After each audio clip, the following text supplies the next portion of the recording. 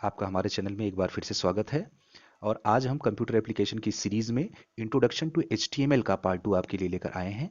इसके अंदर जो मैंने टॉपिक्स कवर किए हैं, इसमें देखिए पहला टॉपिक आपका है structure of an HTML document. Second मैंने रखा है writing HTML documents. Third topic है create and saving an HTML document, मतलब आप HTML का कोई डॉक्यूमेंट बनाएंगे तो उसको सेव कैसे करेंगे।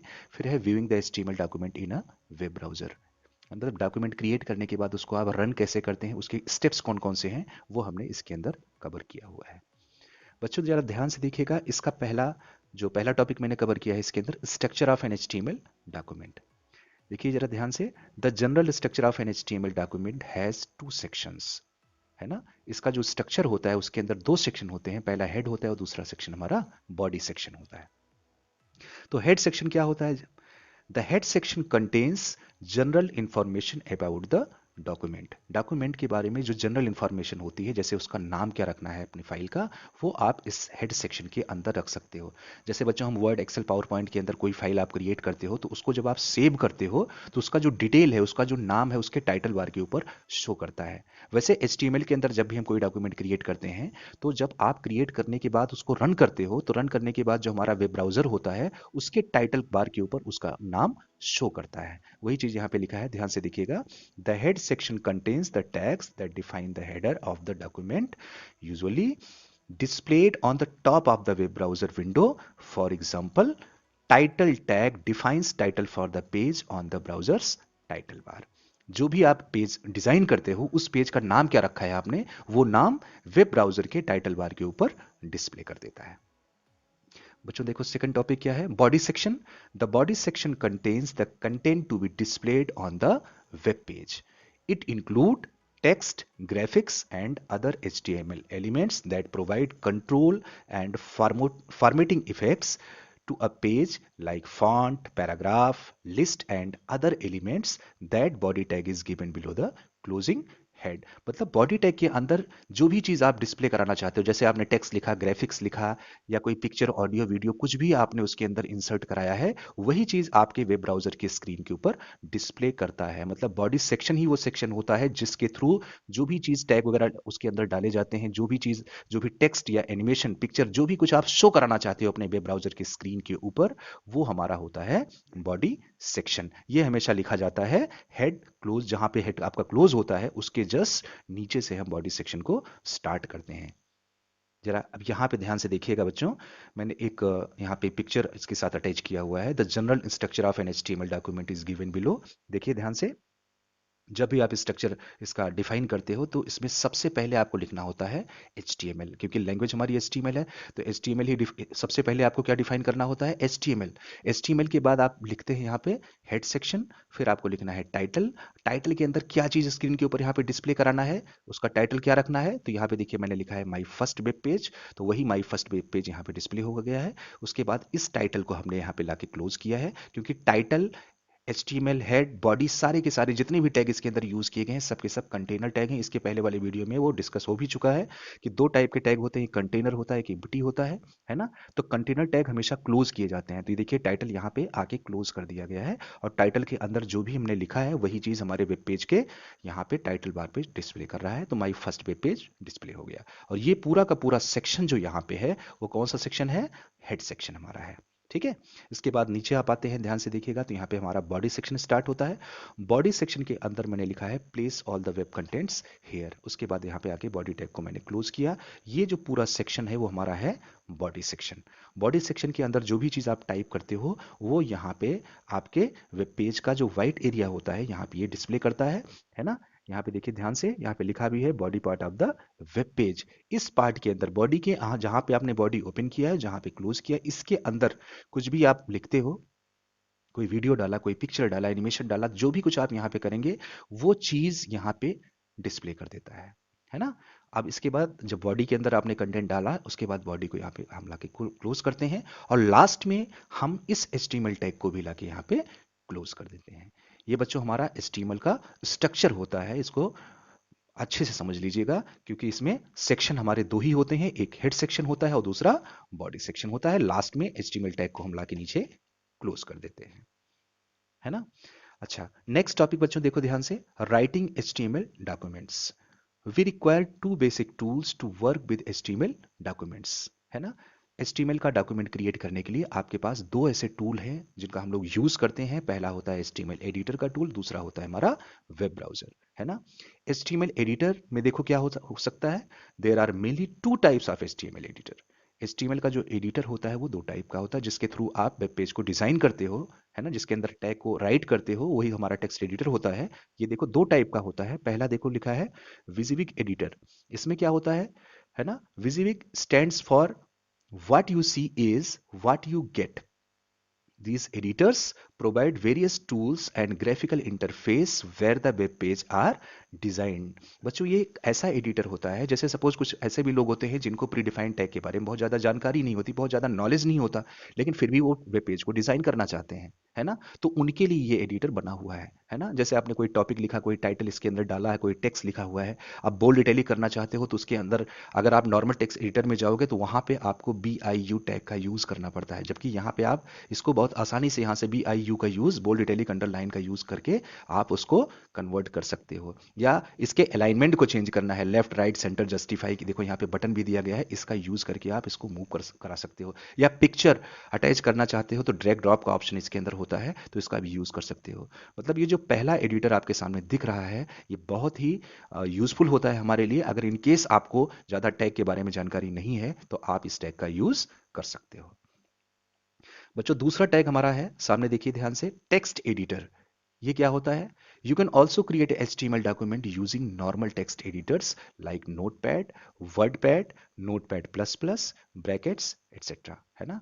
अगर आपको टैग की इंफॉर्मेशन है, आप प्री डिफाइंड टैग के बारे में आप अच्छे से आपको नॉलेज है, तो आप नॉर्मल टेक्स्ट एडिटर का यूज कर सकते हो। जैसे आपका नोटपैड हो सकता है, WordPad, notepad plus plus, bracket, ये सारे के सारे हमारे टेक्स्ट एडिटर प्रोग्राम होते हैं, जिसमें बाय डिफॉल्ट आपके कंप्यूटर के अंदर नोटपैड और वर्डपैड पहले से ही इसके अंदर इंस्टॉल होता है आपके कंप्यूटर में, है ना।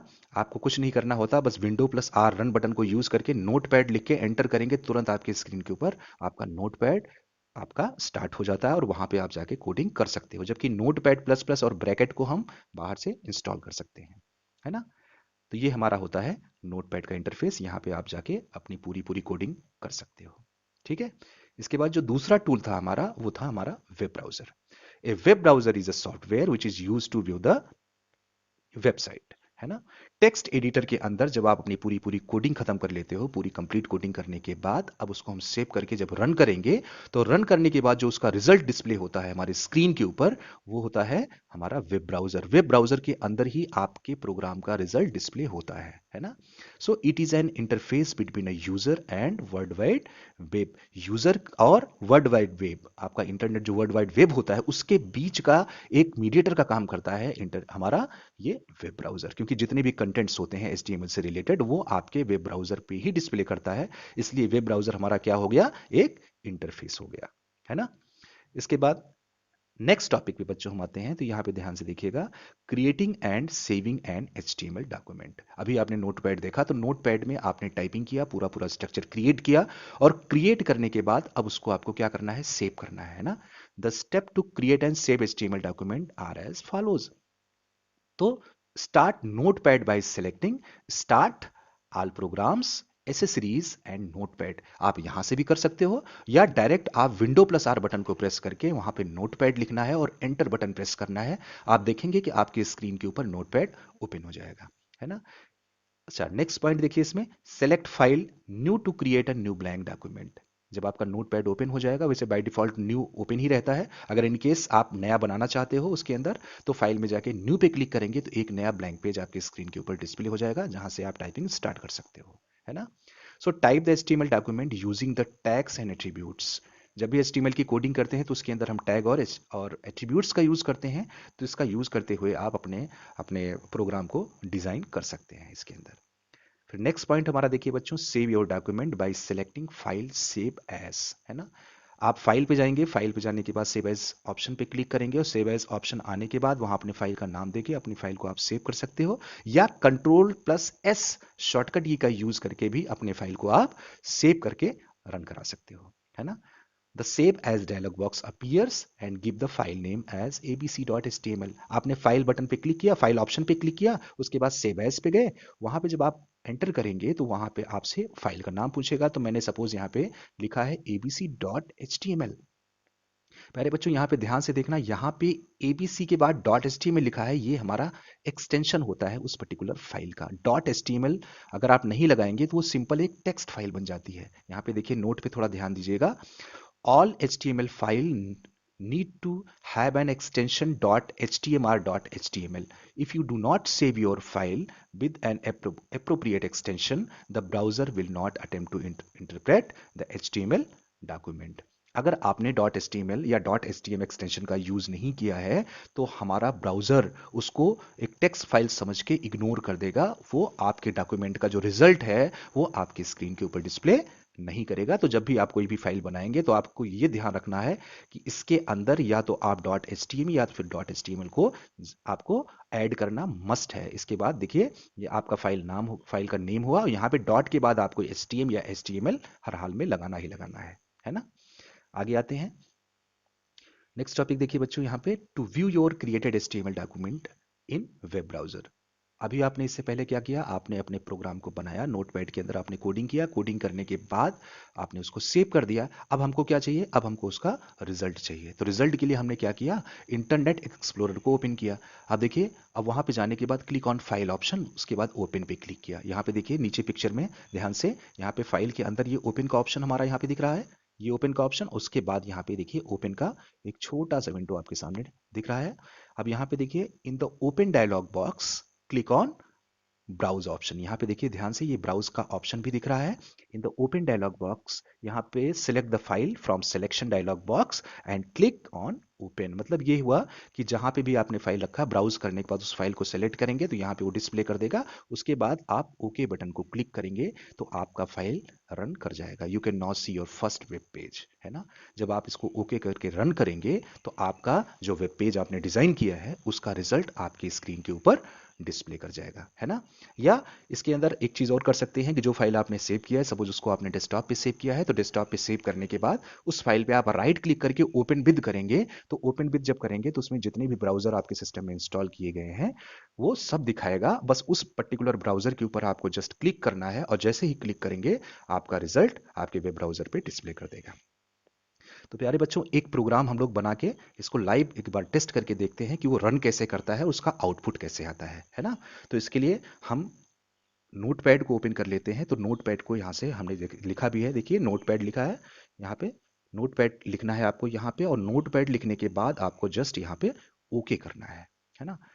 ओके करने के बाद हमने क्या किया यहाँ पे, जैसे पहला टैग हमारा था HTML का, तो हमने HTML लिखा। HTML के बाद हमने लिखा हेड। हेड के बाद नेक्स्ट टैग हमारा होता है टाइटल टैग। फिर लिखा मैंने यहाँ पे, इसका एक नाम दे दिया मैंने, my first web page. My first web page, इसको हम टाइटल बार के ऊपर डिस्प्ले कराना चाहते हैं बच्चों, तो यहाँ पे माई फर्स्ट वेब पेज मैंने डाल दिया है। और इसके बाद मैंने क्या किया, टाइटल टैग को क्लोज कर दिया, है ना। टाइटल टैग को मैंने यहाँ पे क्लोज कर दिया, और इसके बाद हेड सेक्शन को भी मैंने यहाँ पे क्लोज कर दिया, है ना। अब इसके नीचे आते हैं, तो इसके नीचे आने के बाद आपको लिखना है बॉडी टैग, और बॉडी टैग के अंदर हमने लिख दिया वेब पेज कंटेंट्स। ठीक है, जो भी आपको यहाँ पे डिस्प्ले कराना चाहते हो यहाँ पे आप लिखेंगे।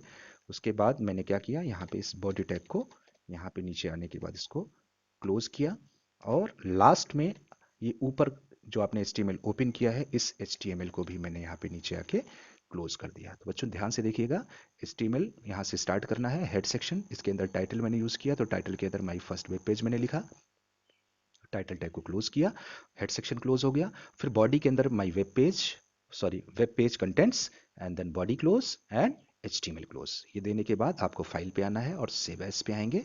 सेव एज के अंदर आके मैंने इसका कुछ नाम दे दिया, ऐसे ही जनरल सा ABCD मैंने लिखा है इसके अंदर, और इसको डेस्कटॉप पे इसके अंदर बिना हम एक्सटेंशन के इसको सेव करके एक बार चेक करते हैं कि जरा देखिएगा ये क्या करता है उसको, है ना। अब बच्चों, अब यहाँ पे अगर आप ध्यान से देखेंगे तो यहाँ पे ABCD के नाम से एक फाइल आपकी बनी हुई है। अगर इसके ऊपर आप डबल क्लिक करते हो तो वही पेज आपका ये डिस्प्ले कर दिया जो आपने बनाया था, है ना। उसके सारे के सारे जितने भी टैग्स आपने यूज किए हैं वो सब के सब डिस्प्ले हो गए, है ना। इसमें प्रॉब्लम क्या हुई, इसमें प्रॉब्लम ये हुई कि मैंने इसके अंदर जब हमने इसको सेव किया तो इसके अंदर एक्सटेंशन मैंने यूज नहीं किया है ना।